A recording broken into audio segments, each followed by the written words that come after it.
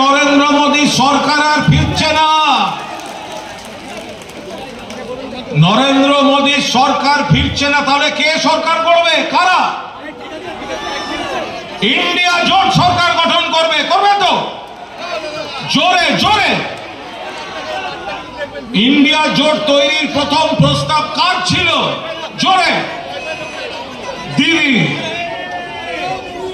India নামকরণ কে করেছে? দিদি। ইন্ডিয়া জোট সরকার গঠন করবে, এমন ভাবে ভোট দিন বাংলায় 42টা আসনের মধ্যে 30 থেকে 35টা আসন তৃণমূল কংগ্রেস দখল করার জায়গায় রয়েছে।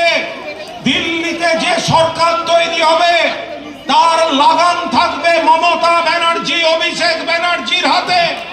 বাংলা উঠতে বললে উঠবে, বসতে বললে বসবে। ইন্ডিয়া জোট সরকার গঠন করবে।